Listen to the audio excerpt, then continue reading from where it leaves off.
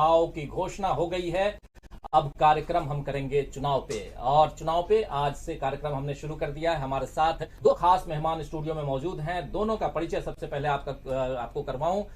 एक तरफ हमारे वरिष्ठ पत्रकार प्रशांत टंडन जी हैं, तो दूसरी तरफ अजय सिंह जी हैं। लगातार एक्सपर्ट के रूप में अजय जी हमारे साथ बैठते हैं और आप सब परिचित हैं। प्रशांत जी से भी अब धीरे धीरे आप परिचित होंगे हमारे कार्यक्रम के द्वारा। ऐसे प्रशांत जी को देश दुनिया के लोग बहुत अच्छी तरह से जानते हैं, वरिष्ठ पत्रकार हैं। तमाम मुद्दों पे चर्चा में आप अलग अलग चैनलों पे इन्हें देखते रहे होंगे। तो दोस्तों, इन दोनों महानुभावों से, विशेषज्ञों से हम बात करेंगे। लेकिन आप जैसा जानते हैं कि, और खासकर आज आपने देखा होगा कि ये गमछा भी आप देख रहे होंगे, ये गमछा मैं क्यों पहना हूं ये भी आपको बता दूं, और थोड़ी देर में आप देखेंगे भी कि क्यों पहन के आया हूं और क्यों की कोशिश कर रहा हूं कि इस गमछे का महत्व आज की तारीख में कितना ज्यादा है।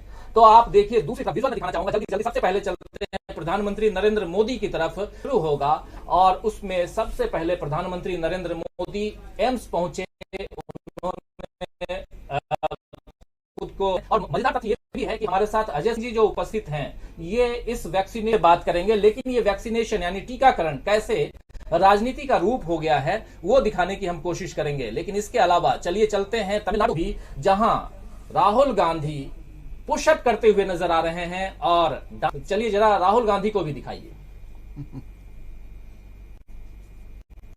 तो ये देख रहे हैं आप, राहुल गांधी पुशअप कर रहे हैं, थिरकती हुई नजर प्रियंका गांधी दिखाई दे रही हैं। तो ये अलग अलग रूप है। लेकिन एक चौथा पांचवा रूप आप देखिए, प्रियंका गांधी को आप देख रहे हैं। एक पांचवा रूप आपको दिखाता हूं, कल का है, कल की तस्वीर है वो, और वो तस्वीर है कलकत्ता की, जिसमें वाम दल और कांग्रेस। जरा उस तस्वीर को भी दिखाइए कि वाम दल और कांग्रेस इन दोनों ने जो पार्टी की, ये देखिए इन लोगों की जो बैठक थी या मीटिंग थी या इनकी जो रैली थी कह सकते हैं, इसमें जो भीड़ आप देख रहे होंगे स्क्रीन पे, इस भीड़ को देख करके आप अंदाजा लगा सकते हैं कि विश्व वाला है। अब कह सकते हैं ये जन सैलाब है। ये जन सैलाब किसकी तरफ है? ये क्या वाम दल और कांग्रेस गठबंधन की तरफ है, या क्या वाम दल और कांग्रेस गठबंधन, जैसा कि अधीर रंजन चौधरी कह रहे हैं कि हमारी सरकार बनेगी, ममता बनर्जी को हम उखाड़ फेंकेंगे, और दूसरी तरफ कह रहे हैं कि बीजेपी का सूपड़ा साफ हो जाएगा। तो इस खासकर ये जो आज देख रहे हैं, ये 4-5 तस्वीरें हमने दिखाने की कोशिश की, और इस पे हम जानेंगे कि इस देश में जो चुनावी रंग है, सामने होली भी है, मार्च का महीना है, 28-29 तारीख को दोस्तों होली भी है। तो बहुत सारे रंग अभी देखेंगे। इस बीच चुनावी रंग के साथ साथ गुलाल भी होगा। तो बहुत सारी बातें हैं, और उन बातों के साथ साथ सबसे पहले अब पीछे चलते हैं जहां से हमने शुरुआत की थी, और इस गमछे का महत्व क्यों है ये भी हम समझने की कोशिश करेंगे। प्रधानमंत्री नरेंद्र मोदी दिख रहे हैं। प्रधानमंत्री नरेंद्र मोदी जब इस गमछे के साथ में, सेम गमछा, लगभग ऐसे ही गमछा है जो मेरे पास है, ये भी असम से ही आया हुआ है, हमारे एक दोस्त ने भेजा था, और इसलिए इसको स्पेशली आप सबके सामने पहन के बैठा हूं। जो दोस्त साथी तक हमारे जुड़े हुए हैं असम से, वो अच्छी तरह से जानते हैं। बिहार और बंगाल के लोग भी इस गमछे को अच्छी तरह से जानते हैं, और अब तो ये इंटरनेशनल गमछा हो चुका है। इसीलिए इस गमछे का महत्व बहुत ज्यादा है। लेकिन साथ साथ प्रधानमंत्री नरेंद्र मोदी जिस वैक्सीन को लगा रहे हैं, उस वैक्सीन को बनाने वाली जो कंपनी है, आप जानते हैं कि वो कंपनी भारत बायोटेक लिमिटेड है, और इस कंपनी के फाउंडर कृष्णा इल्ला हैं, जो तमिलनाडु से बिलोंग करते हैं। तो चलिए, तमिलनाडु में चुनाव है, तमिलनाडु से बिलोंग करते हैं कृष्णा इल्ला, जिनके कंपनी के द्वारा बनाई गई ये वैक्सीन जो आप देखी, ये दोनों एक पुदुचेरी से हैं और एक केरल से हैं। और इनकी यानी कि प्रधानमंत्री नरेंद्र मोदी की दाढ़ी आप देखिए, जिससे कहा जा रहा है कि रविन्द्रनाथ टैगोर की याद आती है, और गमछा आप देख रहे होंगे, ये असम की याद दिलाता है। तो अलग अलग पांचों राज्य, पांचों की बातें, और साथ में कल मन की बात में प्रधानमंत्री नरेंद्र मोदी ने कहा था कि मुझे बहुत दुख है, तकलीफ है कि मैं इस देश की सबसे पुरानी भाषा यानी तमिल भाषा जो है, तमिल लैंग्वेज पाया। ये सब कुछ अब आपके सामने है, मंच खुला हुआ है। प्रशांत जी हमारे साथ हैं, अजय जी हमारे साथ हैं, और आप दोनों से चर्चा शुरू करता हूं। प्रशांत जी, सबसे पहले वैक्सीनेशन, टीकाकरण और टीकाकरण के साथ साथ जिस टीकाकरण की बात होती है, कोरोना की बात होती है, और कोरोना की बात जब होती है तो एक गंभीर समस्या की बात होती है।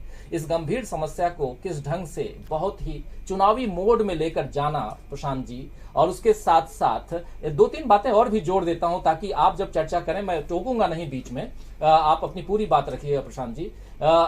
जब इन्होंने वैक्सीनेशन की शुरुआत, मतलब जब प्रधानमंत्री नरेंद्र मोदी ने एक बात और भी कही नर्स से, हालांकि बाद में कहा गया कि वो नर्स को थोड़ा सा वहां एक माहौल को हल्का करना चाहते थे, वो उन्होंने कहा कि मोटी सुई लगाना, निडल जो है वो मोटी लगाना, क्योंकि हम राजनेताओं की चमड़ी मोटी होती है। और जब वो लगा दिया गया तो उन्होंने कहा कि कुछ पता भी नहीं चला। क्या कहेंगे प्रशांत जी? नहीं, देखिए, वैक्सीनेशन शुरू हो चुका है, ये बहुत अच्छी बात है जी। दूसरा कि प्रधानमंत्री ने आगे आकर उसको वैक्सीनेट अपने आप को करवाया है, ये पहले भी कर सकते थे, लेकिन जब भी किया अच्छा है, क्योंकि इससे वैक्सीन के प्रति जो तमाम सारी भ्रांतियां हैं और अफवाहें हैं उसको थोड़ा सा विराम मिलता है। क्योंकि जब प्रधानमंत्री या सीनियर पब्लिक फिगर्स आते हैं और वो वैक्सीनेशन अगर कराते हैं तो एक कॉन्फिडेंस बिल्ड होता है। लेकिन वैक्सीन को लेके बड़ा शोर मच रहा था बहुत समय से, और ये मुझे याद आता है कि सबसे जल्दी बनने वाली वैक्सीन है पूरी दुनिया में। ये जितनी बीमारियां आई हैं, आप देखिए कि वैक्सीन बनने में 15-20 साल लग जाते हैं। एड्स को आए हुए करीब दुनिया में 30 साल के आसपास हो चुका है, अभी तक उसकी वैक्सीन नहीं है। इबोला की वैक्सीन अभी यूरोप ने पिछले अक्टूबर में अप्रूव की है, जिसको 5 साल लगे बनने में। तो बहुत डेटा चाहिए होता है, बहुत रिसर्च होती है, ट्रायल्स होते हैं। तो 3rd स्टेज के ट्रायल का फिगर्स अभी तक जो है वो उसको लेकर विवाद है, लेकिन उसके बावजूद वैक्सीनेशन शुरू हुआ है, ये अच्छी बात है। लंबा रास्ता है ये, क्योंकि अभी 1 करोड़ या 1.25 करोड़ के आसपास वैक्सीनेशन हुआ है। जैसा हम सब जानते हैं कि ये 2 स्टेजेस में वैक्सीनेशन होना है। तो हमारे देश में इतनी बड़ी आबादी को वैक्सीनेट करना एक समय के उसमें बहुत मुश्किल काम है।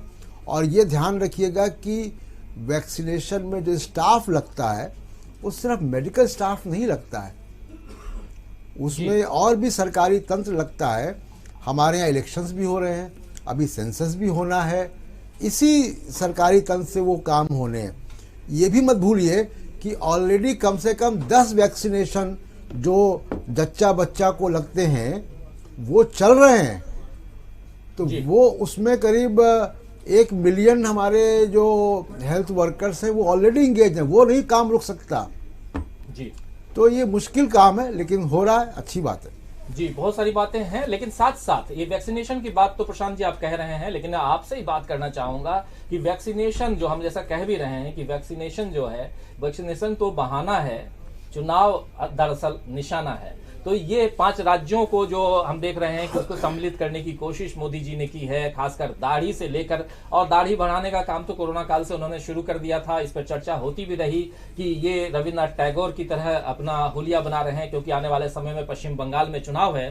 तो आज जो एक रूप देखने को मिल रहा है, गले में गमछा, फिर जो वैक्सीनेशन जिस भारत बायोटेक कंपनी है उसके जो ओनर हैं वो आप जान रहे हैं कृष्णा इल्ला, जो तमिलनाडु से हैं। फिर हमने बात की कि 2 जो उनकी नर्सेज थी जिन्होंने टीका लगाया, और एक जो असिस्टेंट थी, असिस्ट कर रही थी, एक केरल से और एक पुदुचेरी से। तो पूरा का पूरा एक वहां पे एक माहौल दिखा, जो दिखाने की कोशिश हुई कि ये जो चुनाव का वक्त है, इस चुनाव के वक्त में हम भले वैक्सीनेशन का काम कर रहे हैं, लेकिन हमारा निशाना कहीं और है। और ये बताने की कोशिश कि हम हर राज्य को, जो खासकर इन 5 राज्यों को वो करते हैं, इनको कहें तो इनके लिए और इन पर ध्यान केंद्रित करते हैं, और आज की तारीख में अभी हमारा ध्यान उधर ही जाना चाहिए। क्या कहेंगे?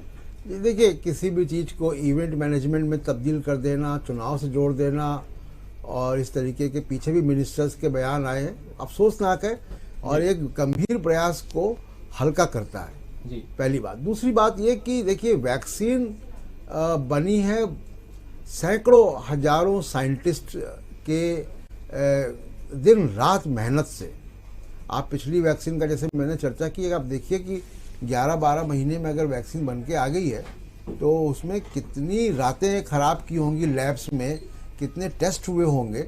तो आप उनके तमाम मेहनत जो हेल्थ वर्कर्स हैं वो उसको वैक्सीनेट करा रहे हैं, जिन लोगों ने इसकी मैन्युफैक्चरिंग की, जो उसको ट्रांसपोर्ट कर रहे हैं, एक नियत टेम्परेचर पे वो ट्रांसपोर्ट होता है। तो ये सारे लोगों का आप उसकी मेहनत को दरकिनार करके आप ये कोई मुशायरा थोड़ी ना है, ये सर्कस नहीं है, ये सीरियस काम है। वैक्सीनेशन एक सीरियस काम है, उसको हल्कापन नहीं करना चाहिए। तो और उसको नाव से जोड़ना या उसमें इवेंट मैनेजमेंट करना, तो ये तो बहुत ही अजीब सी बात हो जाती है। जी, बहुत अजीब बात होती है, खासकर इवेंट मैनेजमेंट की जैसी बात आप कह भी रहे हैं कि इवेंट मैनेजमेंट जो है वो, और खासकर हम सब जानते हैं कि अगर सीखना है, देखना है, तो मोदी जी से और उनकी पार्टी से सीखा जाए कि कैसे किसी भी चीज को इवेंट में बदला जाता है और कैसे किसी भी, और खासकर जैसे चाहे वो कोरोना है, यानी ये कह सकते हैं कि कैसे आपदा को अवसर में तब्दील करना है, वो सीखना है तो प्रधानमंत्री नरेंद्र मोदी से हम सीख सकते हैं। लेकिन एक सवाल अजय जी आपके पास आना चाहूंगा। सवाल ये है कि चूंकि आप ऑलरेडी भारत बायोटेक के इस वैक्सीनेशन के दौरान आपने एक वॉलंटियर का काम किया था और आज उसी भारत बायोटेक का जो वैक्सीन है वो लेते हुए, टीका लेते हुए आज नरेंद्र मोदी दिखाई दे रहे हैं, आपको क्या कितनी खुशी हो रही है? आप एक चूंकि कोरोना काल में हमने देखा है कि एक परेशानियां हम सबने झेली हैं और वो परेशानी अभी भी हम झेल रहे हैं। तो एक तो ये बात, चूंकि आप ऑलरेडी फ्रंटलाइन वॉरियर की तरह और आपने वहां वॉलंटियर का काम किया, और दोस्तों बता दूं कि अजय सिंह जी हमारे साथ बने हुए हैं और ये फ्रंटलाइन वर्कर, फ्रंटलाइन वॉरियर कहें जो आज की भाषा हो गई है, और साथ साथ इन्होंने इस टीकाकरण में जो कह सकते हैं कि ट्रायल जो चल रहा था, उस ट्रायल के दौरान इन्होंने कैसे कैसे ये आगे बढ़े ये खुद बताएंगे, लेकिन उसका राजनीतिकरण कैसे हो रहा है इस पर ये क्या कहना चाहते हैं। ये दो सवाल है, ट्रायल के दौरान आपके साथ क्या क्या हुआ वो थोड़ा सा एक चर्चा कर लीजिए, और दूसरी बात ये कि राजनीतिक रूप से अब जो इसको एक अलग मोड में लाया जा रहा है उस पर आपका क्या कहना है? ये मैंने जब शुरुआत में जो है एम्स की ओर से ये आया कि जो है जो भी वॉलंटियर अपने आप को पेश करना चाहें वो अपना रजिस्ट्रेशन करा सकते हैं, तो मैंने फर्स्ट फेज के लिए ही रजिस्ट्रेशन कराया था, लेकिन मुझे फर्स्ट फेज में उनका जो है कॉल नहीं आई। हाँ, सेकेंड फेज के ट्रायल जब शुरू हुए तो उनकी जो है कॉल आई कि ये बात है मेरे पास 9 सितंबर की। तो 9 सितंबर को उन्होंने मुझसे बोला कि अगर आप 2-3 घंटे में एम्स पहुंच सकते हो तो आप आके दे दीजिए, और अगर ऐसा कुछ रहा तो हम जो है आपको वैक्सीन जो है ट्रायल में जो है आपके ऊपर करेंगे। ठीक है, मैं तुरंत पहुंचा और मैंने ब्लड टेस्ट दिया। उसके बाद 10 तारीख को उनकी जो भी आई रिपोर्ट आई, फिर उन्होंने हमको 10 तारीख को इन्फॉर्म किया और 11 सितंबर को मुझे पहला डोज दिया गया। अच्छा, जिस समय हम ये सही बात है कि जब मैं वॉलंटियर बना और जब मुझे पहला डोज लगा तो मुझे अंदर से ये खुशी हुई कि चलो मैं मतलब अपने जनमानस के लिए कुछ अपने आप को जो प्रस्तुत कर पाया, कुछ कर पाया। उसके बाद जो है 1 हफ्ते बाद जो है उसका फिर ब्लड टेस्ट हुआ। उसके बाद जो है उसके 2 हफ्ते बाद मेरे को सेकंड डोज लगा, मतलब 28 दिन बाद।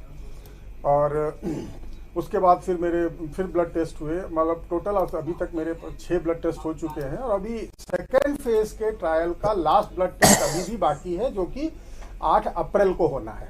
तो मैं ये कहना चाहूँगा कि जो मतलब एक इसका प्रोसेस होता है पूरे वैक्सीनेशन का, वो मिनिमम अगर 6 महीने का भी टाइम लेके चला जाए तो तीनों फेज के ट्रायल में 18 महीने का तो टाइम लगता ही है। और अभी देखा जाए तो इस बीमारी को ही 18 महीने नहीं हुए हैं टोटल, लेकिन फिर भी उन प्रोसेस को थोड़ा तेज किया गया और आगे बढ़ाया गया इस तरह से। और सेकेंड फेज का मतलब मैं ये कहना चाहता हूँ, मतलब इन फैक्ट्स के साथ केवल मैं दर्शकों को ये बताना चाहता हूँ कि अभी सेकेंड फेज का ट्रायल भी पूरा नहीं हुआ है। थर्ड फेज की जो प्रशांत जी ने बात कही कि थर्ड फेज के जो डाटा की बात है, थर्ड फेज के डाटा की तो बात होगी, अभी सेकेंड फेज का ही ट्रायल खत्म नहीं हुआ है, क्योंकि जो मेरा सेकेंड लास्ट मतलब ब्लड टेस्ट होना था वो हुआ है 7 जनवरी को, और अगला फाइनल टेस्ट होना है 7 अप्रैल को। तो उसके बाद ही फाइनल रिपोर्ट सेकेंड फेज की बनेगी। अभी थर्ड फेज की तो वैक्सीनेशन और उनकी जो है ब्लड टेस्टिंग और उनकी जो सारे जो डाटा है वो कब आएंगे, वो तो बात की बात है। मैं मतलब ये चीज़ बताना चाह रहा था।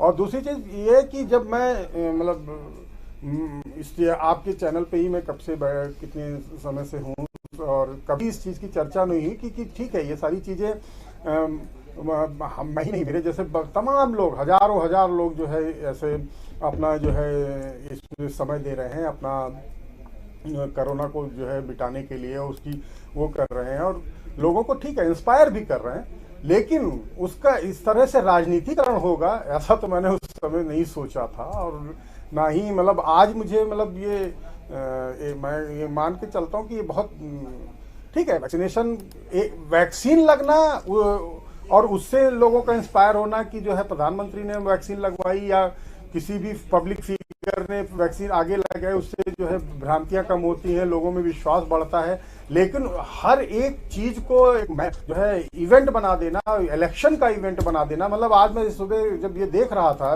विभिन्न समाचार चैनलों पे तो स्पेशली ये चीज बताई जा रही थी कि जिस नर्स ने टीका लगाया वो पुडुचेरी की है।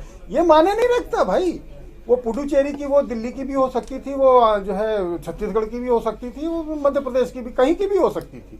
लेकिन उस स्पेशली बताया गया कि वो पुडुचेरी की है।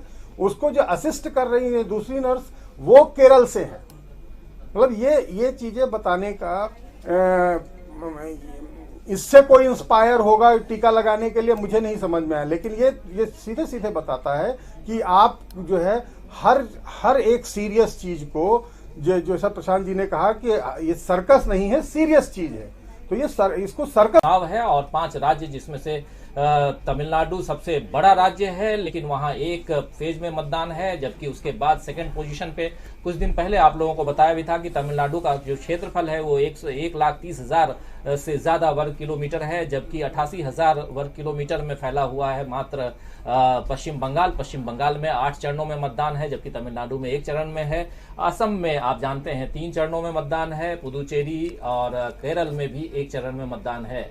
और मतदान की बात पे हम लगातार चर्चा कर रहे हैं, लेकिन साथ साथ दोस्तों जैसी बात हम कर रहे हैं इस चुनावी पंच में, खासकर चुनाव की बातें और चुनाव की बातों से के साथ साथ कांग्रेस के अंदर क्या दिनों दक्षिण में डेरा डाले हुए हैं, केरल से लेकर पुदुचेरी होते हुए तमिलनाडु तक, और कभी वो समुद्र में गोता लगाते हैं, छलांग मारते हैं, तो दूसरी तरफ कभी वो आपको पुशअप करते हुए दिखाई देते हैं आज ही, और कभी ये डांस करते हुए हैं, आप पुशअप लगा रहे हैं, डांस कर रहे हैं, ये तमाम चीजें आप देख रहे हैं। तो ये एक अलग लुक में राहुल गांधी दिखाई दे रहे हैं। और राहुल गांधी ने आजकल बॉडी शॉडी बना भी ली है, जिम कहा जा रहा है जा रहे हैं, लेकिन बीजेपी के लोग इससे भी परेशान हैं। उनका कहना है कि बॉडी बना लेने मात्र से काम नहीं होगा। हालांकि प्रधानमंत्री नरेंद्र मोदी भी बॉडी बनाने के लिए योगा करते हैं, जिम नहीं जाते हैं, और चिड़ियों को अपने दाना खिलाना, बाकी तमाम चीजें करते हैं जो करना चाहिए। एक प्रधानमंत्री अपने अपने ढंग से लोगों को जीने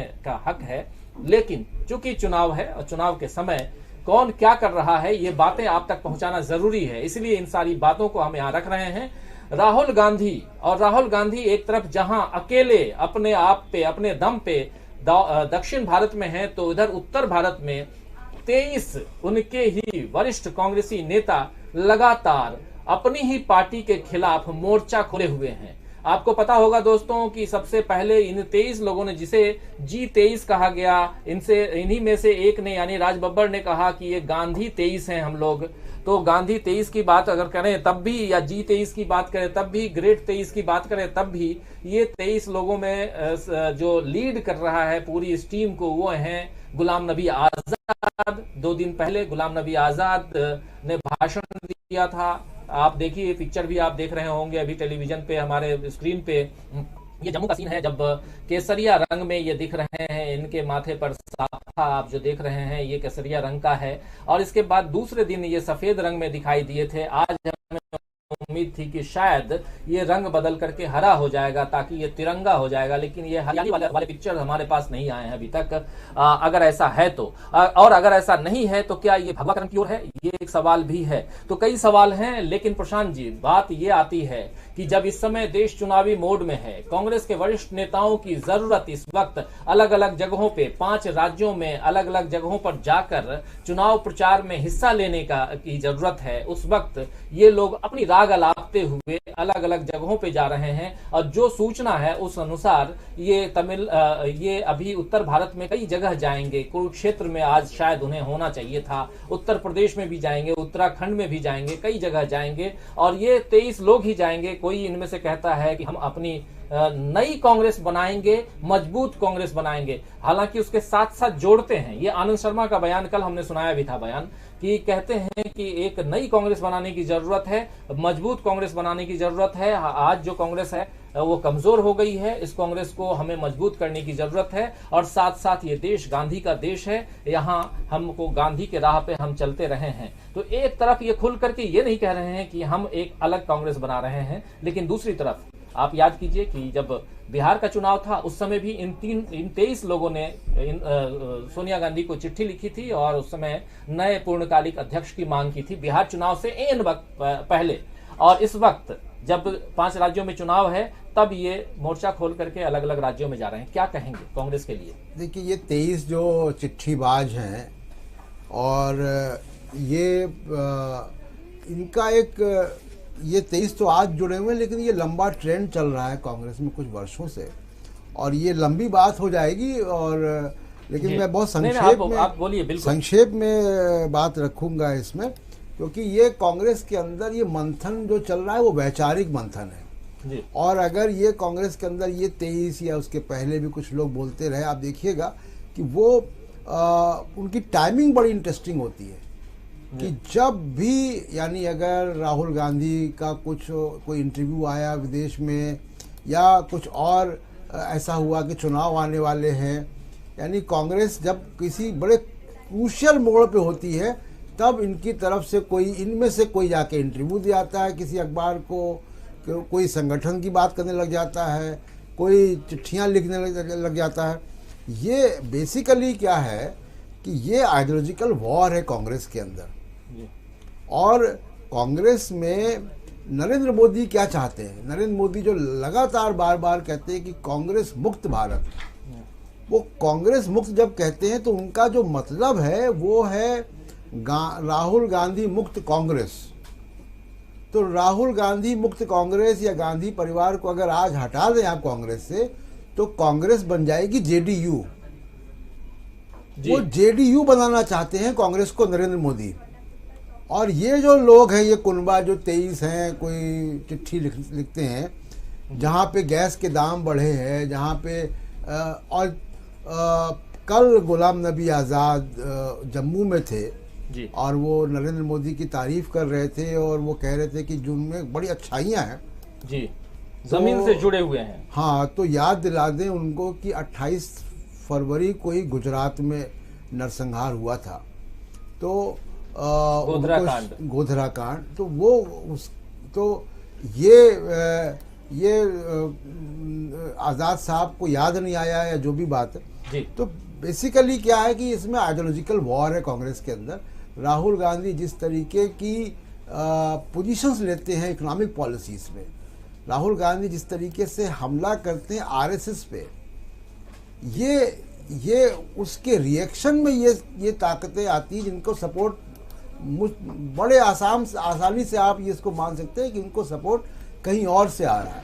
और अगर आप इसको थोड़ा सा पीछे जाके देखिएगा तो जब से राहुल गांधी न्यामगिरी गए, जब वेदांता को ज़मीन दे दी गई और फिर उन्होंने कहा कि ट्राइबल की ज़मीन बिना ट्राइबल से पूछे नहीं ली जाएगी, वो ज़मीन वापस हुई।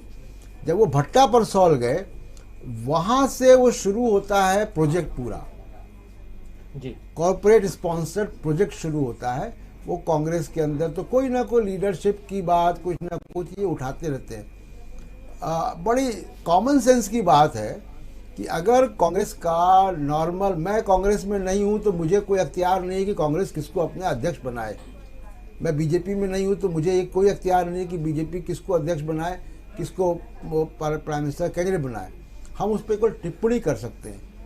कांग्रेस का वर्कर अगर नहीं चाहेगा कि राहुल गांधी नेता हो उसके, तो 5 मिनट भी नहीं रह पाएंगे भाई वहाँ। तो ये आइडियोलॉजिकल वॉर है कांग्रेस के अंदर, और ये 91 के बाद जो आर्थिक नीतियां आई उसकी वजह से है, जिसको राहुल गांधी लगातार कह रहे हैं कि वो गलती थी कांग्रेस की, वो 2010 के बाद वो नीतियां इररेलीवेंट हो गई थी। ये वो 1991 के जो आर्थिक नीतियां हैं उसका ये प्रोडक्ट है, और ये उसी नीतियों को बनाना चाहते हैं। दूसरा, बीजेपी को ये कोर आइडियोलॉजिकल लेवल पे जाकर हमला नहीं करना चाहते, ना करते हैं कभी। आप इनके बयान देख लीजिए आप जी। ये चाहते हैं कि बीजेपी को इधर उधर की बातों में हम चुनाव में हरा दें और कांग्रेस बाय डिफॉल्ट चुनाव में जीत जाए। तो ये अब आज की पॉलिटिक्स में ये होता नहीं है, ना ये होगा जी। तो कई सारी चीजें हैं जो अलग अलग ढंग से प्रशांत टंडन जी बताने की कोशिश कर रहे हैं कि राहुल गांधी बनाम ये जो G23 जो कहा जा रहा है वो आखिर क्यों इतना हमलावर है, क्यों हमलावर अगर वर्ड यूज ना भी करूं तो आखिर कहा भी जा रहा है। कई लोग कह रहे हैं, कांग्रेस के अंदरूनी लोग भी कह रहे हैं कि आपको अगर बात ही करनी है, आपको अगर शहर शहर घूमना ही है, देश के अलग अलग हिस्सों में घूमना ही है, तो कांग्रेस की मदद के लिए आप बाहर निकलिए और जाइए। आप उन राज्यों में जहां इलेक्शन है आप जाइए, बात कीजिए, बैठिए, लेकिन आप वैसे वक्त में ही बाहर निकलते हैं, वैसे वक्त में ही चिट्ठी लिखते हैं या वैसे वक्त में ही बयान देते हैं अपनी ही पार्टी के खिलाफ, जो आपके लिए और आपकी पार्टी के लिए हार्मफुल यानी कि हानिकारक हो जाते हैं। ऐसी बातें हो जाती हैं और इस बात को समझना होगा। तो ये कांग्रेस का एक अंदरूनी मामला है, लेकिन इस मामले से देश भी जुड़ा हुआ है, हम जनता भी जुड़े हुए हैं, क्योंकि विपक्ष अगर मजबूत होगा तभी ये देश भी मजबूत होगा। और इस बात को डंके की चोट पर हम कहते हैं और कहते रहेंगे, इसीलिए क्योंकि एक पार्टी से देश अगर चलाएंगे आप तो देश तानाशाही की ओर बढ़ेगा, और ये साफ दिखाई दे रहा है अगर विपक्ष कमजोर होगा तो। लेकिन दूसरी तरफ अजय जी, आज कांग्रेस का ही एक एलआई बिहार का आरजेडी जिसे जो बिहार में इनके साथ लाई हैं, वो आज जाकर ममता बनर्जी से मिलते हैं, तेजस्वी यादव, और कहते हैं कि हम फुल सपोर्ट, पूरा सपोर्ट देंगे अगले चुनाव में और हम आपके साथ हैं। वहां ममता बनर्जी बनाम यानी कि टीएमसी बनाम कांग्रेस गठबंधन है, कांग्रेस गठबंधन है, और आप कांग्रेस गठबंधन के साथ चुनाव लड़े थे बिहार में, और अब आप कांग्रेस गठबंधन के खिलाफ ममता बनर्जी के साथ जा रहे हैं। ये क्या कहता है? बिहार में जो अलाई है उसको तोड़ने की ओर इशारा है या कुछ और है? मैं तो ये कहूँगा कि इस मामले में कांग्रेस को आप अपने आप में जो है झांक के देखना चाहिए, और उसको जैसे कि वो पैन इंडिया पार्टी है, उसको कहीं भी इस तरह के अलाई नहीं करना चाहिए। क्योंकि आप वो मतलब ठीक है, आप तेजस्वी यादव की बात कर रहे हैं, तेजस्वी यादव को एक किनारे करिए, आप सिर्फ कांग्रेस को ही देख लीजिए। तो केरल में वो लेफ्ट के साथ लड़ रही है और खिलाफ लड़ रही है, और वहाँ बंगाल में जो है कि लेफ्ट के साथ लड़ रही है। तो जो ये कांग्रेस को भी तय करना पड़ेगा कि उसको किसके साथ रहना है। अगर वो कांग्रेस जो है आज वहाँ केरल में जो है उनके खिलाफ हो जाती है, बंगाल में उनके साथ हो जाती है, आपके बिहार में जो है तेजस्वी के साथ हो जाती है, यूपी में जो है वो अखिलेश के साथ हो जाती है, तो आखिर वो अपनी देखिए सब कुछ है, लेकिन उसको अपना बेस जहां पर है। क्योंकि आप ये देखिए कि पैन इंडिया का जो है पार्टियां दो, आप जो है पार्टी के नाम पर कांग्रेस ही, आपको किसी भी गांव में चले जाइए, मैं ये नहीं कहता हूं कि बहुत बड़ा सपोर्ट होगा, लेकिन एक आदमी आपको कांग्रेस का जो है झंडा लेने वाला लेके चलने वाला जरूर मिल जाएगा। कांग्रेस विहीन कहीं नहीं मिलेगा। जिस तरह से मान लीजिए आप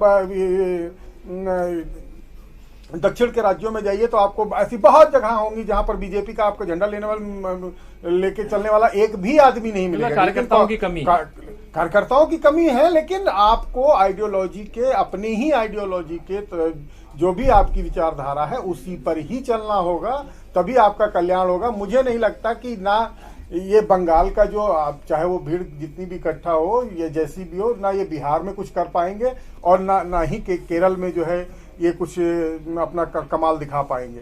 क्योंकि जो है जब आप एक ही देश में आप दो विचारधाराओं में एक के साथ हैं, एक के साथ लड़ रहे हैं, तो आप लोगों को कैसे इस चीज को समझाएंगे कैसे?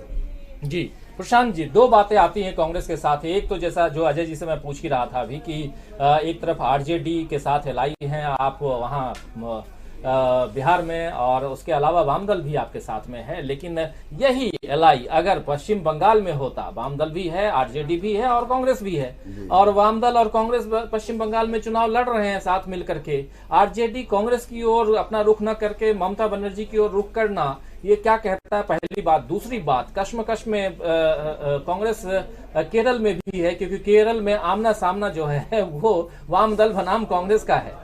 क्या कहेंगे दोनों तरफ अगर, और क्या यही कारण है कि राहुल गांधी पश्चिम बंगाल नहीं जा रहे हैं?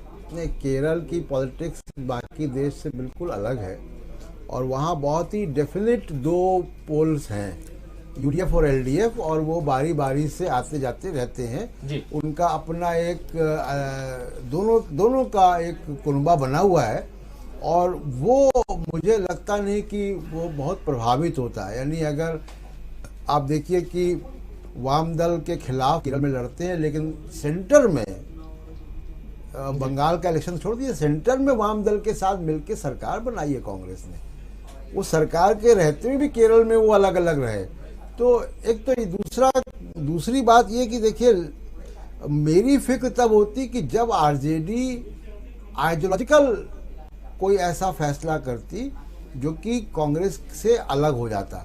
जी। ये लोकल लेवल के अलायंसेस कुछ सीटों पे, कुछ जो बिहार से लगे हुए सीटें होंगी जहां प्रभाव होगा आरजेडी का बिहार झारखंड वाले इलाकों में, तो वहाँ के लिए ये अलायंस मेरे ख्याल से वो होगा इफेक्टिव। बाकी जैसे जेडीयू ने किया, जेडीयू ने जो काम किया आरजेडी और महागठबंधन को छोड़ के बीजेपी के साथ हाथ मिलाया बिहार में जब नीतीश कुमार ने, तो वो एक आइडियोलॉजिकल शिफ्ट था। अभी तेजस्वी गए ममता के साथ, अब ममता लेफ्ट और कांग्रेस में आज की पोलराइज पॉलिटिक्स में आप देखिएगा, भले वो लड़ रहे हैं वहाँ अलग अलग, लेकिन आइडियोलॉजिकल प्लेटफॉर्म तो लगभग एक ही है। कम से कम सेकुलरिज्म के मामले में तो सब एक है, लेकिन साथ साथ लड़ना भी चाहिए। आपको क्या लगता है कि ममता बनर्जी, कांग्रेस, वामदल, आरजेडी, ये तमाम ऐसे हैं जो अगर यहाँ एक थ्रेट है बीजेपी से, और लगातार बीजेपी जैसा कह रही है और जिस भी ढंग से 8 फेज में मतदान करवाना, साफ समझ में आता है कि ये बीजेपी के लिए फायदेमंद है। और शायद बीजेपी को ध्यान में रखते हुए चुनाव आयोग ने ये जो शेड्यूलिंग की है फेज वाइज, वो शेड्यूलिंग, और इस पर खुल करके चर्चा हो भी रही है, तो हम भी चर्चा कर लें तो उसमें कोई बुराई नहीं है। और चुनाव आयोग ऐसे भी सवालों के घेरे में ईवीएम से लेकर तमाम कई मुद्दों पे रहता आया है, तो चुनाव आयोग को इस पे सफाई देनी चाहिए और पाक साफ कैसे बने निकलें उस पे भी बात चुनाव आयोग को करनी चाहिए। ये चुनाव आयोग को सोचना है। लेकिन 3 फेज, पहला जो 27 तारीख, 1 तारीख और 6 तारीख, मतलब 27 मार्च, 1 अप्रैल और 6 अप्रैल तक में 4 राज्यों के चुनाव खत्म हो जा रहे हैं।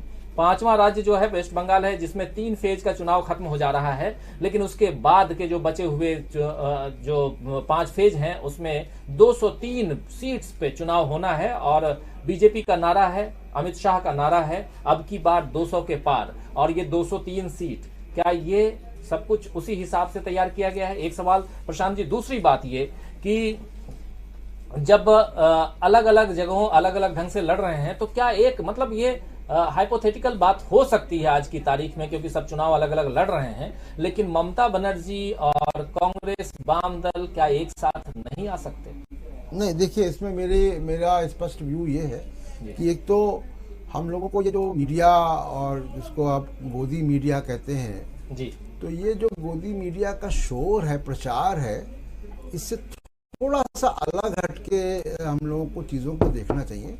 मुझे लगता है कि बंगाल के मामले में या किसी भी नॉन हिंदी बेल्ट के मामले पे जब आप चर्चा करते हैं, तो बीजेपी को थोड़ा सा जो है वो लार्जर देन लाइफ बना के नहीं देखना चाहिए। यूपी बिहार नहीं है वो, पहली बात। दूसरी चीज, वहाँ पे राजीव जी, मसला ये है कि बीजेपी ने लोकसभा में एक प्रदर्शन किया